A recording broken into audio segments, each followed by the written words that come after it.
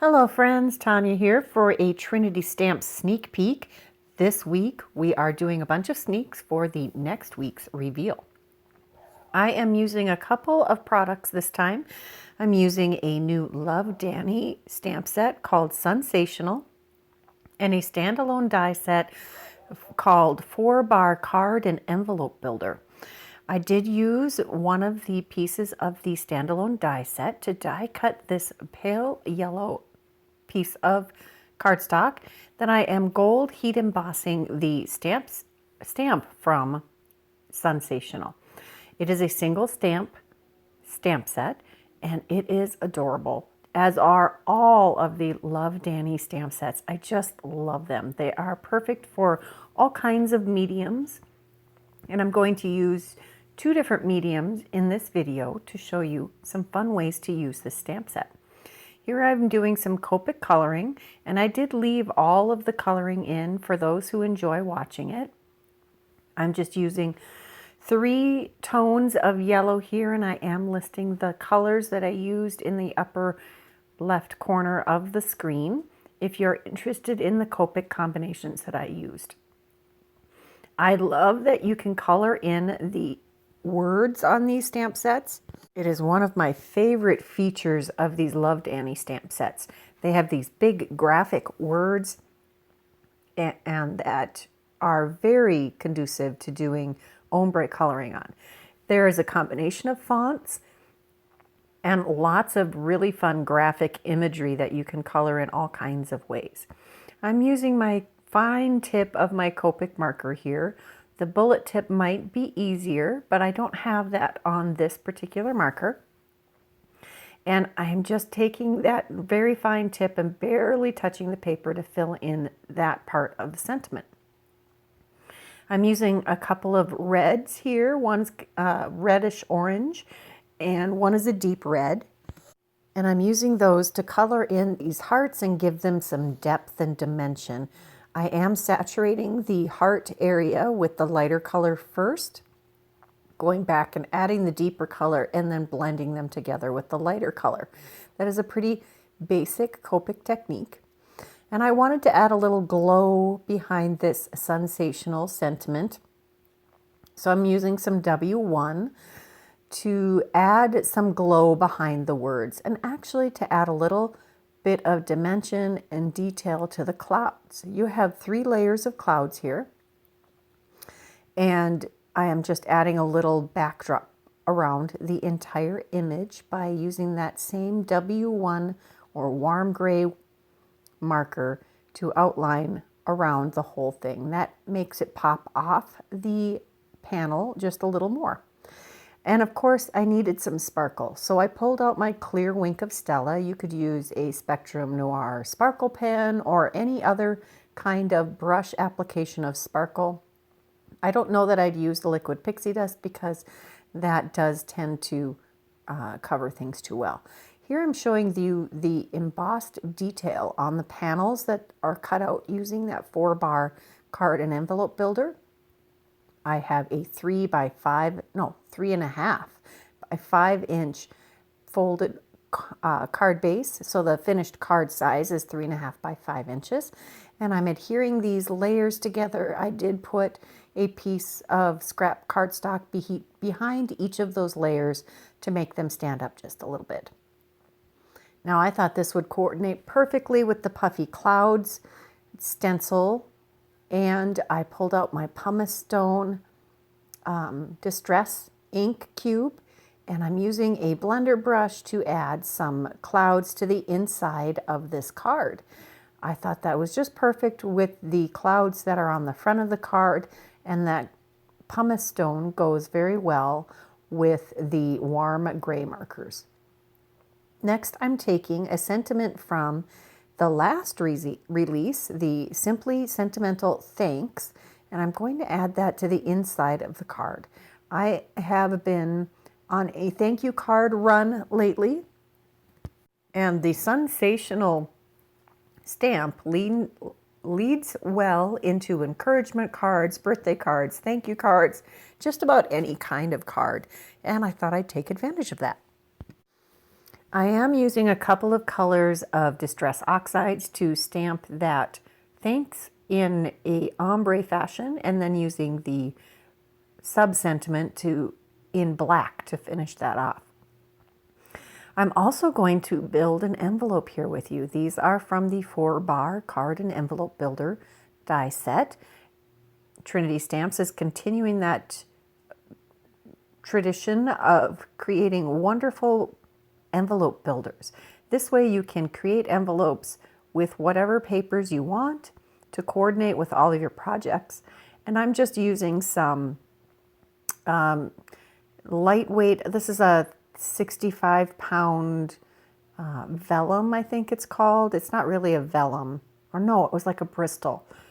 I was on the hunt for some Bristol smooth cardstock, and I got this ream, and it wasn't what I intended, but I found it was the perfect weight for envelopes, so that's what I use this for.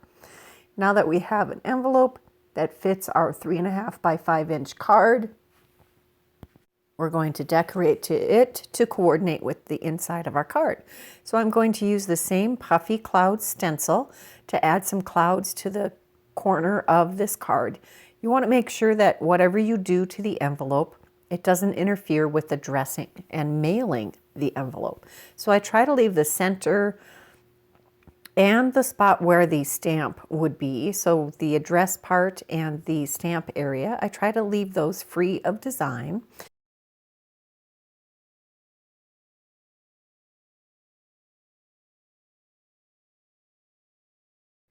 And I'm just creating a diagonal pattern across this corner of the envelope. Next, I'm going to take the same stamp, the thanks stamp, and I'm going to stamp that in the lower corner using the same method. I am going to use, I think this is Wild Honey and Ripe Persimmon. Those matched the colors the best. And I am stamping down the yellow first, and then I will clean my stamp and apply the ripe persimmon in the bottom half of that stamp. And then I'm just going to use my finger to dab that and soften the transition between the two colors. Now we have a completed envelope and our completed card. Look how quickly and easily that came together and how wonderfully that fits inside. Next, we're going to move on to a different coloring medium. I have some black watercolor cardstock here. This is the Stonehenge cold press 140-pound black cardstock, watercolor. I'm going to heat emboss this again with gold embossing powder. And you can see that I did quite liberally use my anti-static powder tool, which is a sock with some cornstarch in it. Just telling you, that is a super easy way to do it. If you are in need of an anti-static powder tool and don't want to have to go buy one. Next, I took out my Daniel Smith shimmery watercolors, and I am going to color this entire panel with my little watercolor brush and my shimmery watercolors. I'm using I think this is a size 2 round watercolor brush to do the fine details in the Sunsational. And then I'm going to stick with, you know what? I am sticking with that. So I used a red, and now I'm using a pink, for the hearts, and a yellow or a gold for the outer rays. For the clouds, I'm using 3 different shimmery colors. I've got a clear shimmer, I've got a pearlescent, and then I've got a shimmery silver that I've done the 3 sets of clouds in. And I'm using a bronzy gold color here for the sun. And then for the inside of the sun, I used a really pale gold. And that is all of the painting. I did decide that I did want things to show a little better, the little transitions. So I went back with some clear water and removed or shifted some of that paint to add a little more dimensional appearance to this panel. Next, I'm going to take a die from the 4-bar card and envelope builder die set. And I think this is the smallest of the rectangles. And I die cut that. And then I'm taking some of this black and white Slimline paper in a diagonal black stripe, You could you could foil this with a laminator or a mink foiling machine if you wanted some gold foil in there. I think that would be gorgeous, but I didn't want to have to heat up my laminator, so I'm going with the black and white. And we're going to adhere this to another 3.5 by 5 inch card base, and we'll just layer these pieces up. I did not add any extra dimension behind the pattern paper on this card. Just glued that directly to the card base, but I will take some coaster blank and adhere that to the back of our watercolor panel. I do think that that adds some extra love to this card.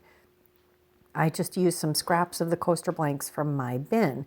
Coaster blanks are just pulpboard coasters that don't have any decor on them, and you can get those in bulk on Amazon. I get questions about that frequently. I will have a link for that in the description box below.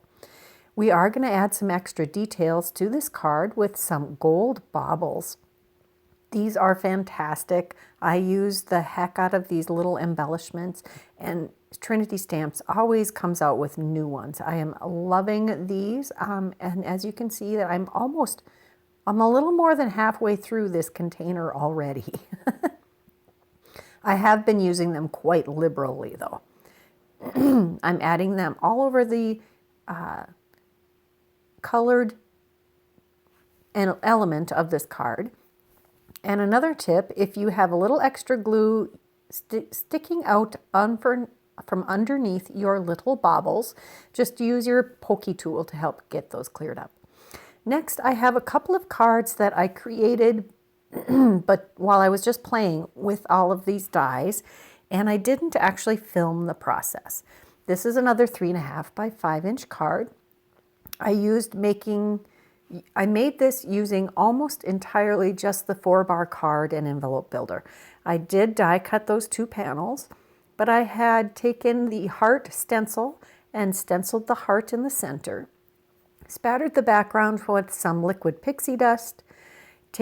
I took the Simply Sentimental Love stamp set, and that is one of the sentiments from that stamp set. I did selectively ink that, so I took off the U on the U to the moon and back. The die cut letters are all from that die set, and those are black licorice hearts from the Trinity Stamps embellishment store. Next we have this Hugs and Kisses card. It's also a 4-bar card, which technically 4-bar cards are 3.5 by 4 7/8 inches. However, the 4-bar card and builder set does 3.5 by 5 inch to simplify things a little bit. There is a new Love Danny stamp set that is Hugs and Kisses also, and these dies all coordinate with that. I did some ink blending, die cut all of these elements with different colors of cardstock, popped them up on the card panel, and added a little bit of scattering of the cinnamon jelly hearts. Inside, I again used the Simply Sentimental stamp set Love to add a ombre, love, sentiment, and then the sub-sentiment Sending My. I love the embossed detail that 4-bar card and envelope builder adds. It's just like all of the modern embossed edge die sets.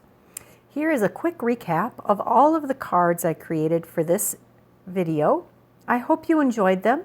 Let me know which ones you enjoyed the most, which technique you enjoyed the most, and which of these stamp sets you are most excited to see next week. If you enjoyed this video, please give it a thumbs up. If you aren't subscribed to this channel, please take a moment and do that now. I hope you are subscribed already, but just in case. If you are interested in any of the products that were used in this video, check that description box below. Those links will be live when they go live. And here are a couple more videos we thought you might enjoy. Until next time, bye-bye.